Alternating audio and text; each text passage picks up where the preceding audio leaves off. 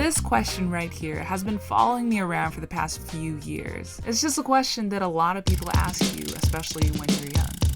It's always been, what are you going to study next year? What are you going to do after you graduate? What is the next plan? What are you going to do next year? What's the plan? What's the plan? What's the plan? That was always a question.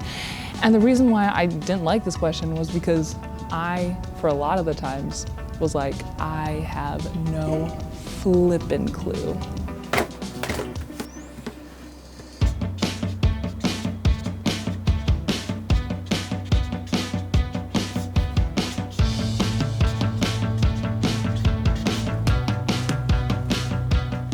And it sucks when you don't have a plan, but what can suck even more is when you think you have a plan, but then things happen and then that plan ends up falling apart. And that's happened to me lots of times in the past, but even recently I was really humbled by the same thing. Basically, for a very long time I wasn't sure what my next step was going to be, and then finally, I knew what I was going to do. And then I was clapped just a few days after when I read a passage in the Bible. So it's in James chapter 6, and I'll read it to you. Now listen, you say, today or tomorrow we will go to this or that city, spend a year there, carry on business, and make money. Why? You do not even know what will happen tomorrow. What is your life? You are a mist that appears for a little while and then vanishes. Instead, you ought to say, if this is the Lord's will, we will live and do this or that. How hectic is that? I realized I so want to cling onto a plan. Like, there's a part of me that really strives to have control over my future, to know my plans, and to know what I'm gonna do. I want to feel secure that I know what my next step is. And in the past year, or like the past few years really, the one thing the Lord's been teaching me like continuously is to let go. To let go of situations, to let go of what I think is best for me, what I think I want, and to let it go and let God do his thing. Like literally the past 4 years of my life, I would say, is just that completely. Like literally I would have a grand plan on my own and I have a million exciting things that I want to do and I'm determined to do it. And then the Lord's just like, that's cute.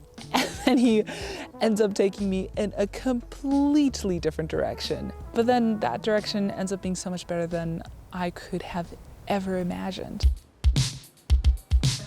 So I have this wonderful, crazy best friend of mine called Hatsuko. But she was like, we have an imagination like an earlobe, like the size of an earlobe. Hatsuko, do you remember you were telling me about the earlobe? Earlobe ってわかる？わかんない。何？耳たぶ。耳たぶのイマジネーションって話覚えてる？But basically what she was saying was that in comparison to God's imagination, the one who literally designed and created the entire universe, our imagination in comparison to that is like a size of a flippin' earlobe. Like, it's crazy that we even dare to think that our imagination is better than his. マックね。そう、マックの。そう。その話をしてくれたのがこの子です。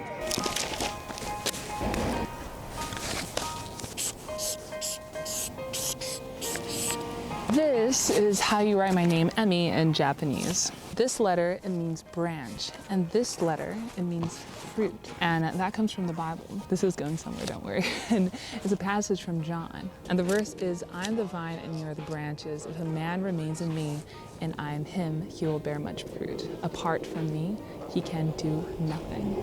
And even though that's like my life verse, I read that verse again recently, and then it just hit me that the Lord doesn't say, let everything go, but he says, let everything go except for me. He says to us, remain in me and then I got you. No hay oposición que puede vencer al que se agarra de Dios. That's a quote I heard recently in Spanish, and I love it because even just the word agarra, like in Spanish, it feels so strong. It means like to grab onto Jesus. And so even though this question still kind of intimidates me, this video is to remind myself that as long as I don't cling on to any plans of my own and instead grab onto Jesus with all my might, I'll be okay. And although I know that I'm going to keep on forgetting about it, I guess I guess I have my name. That will help me remember.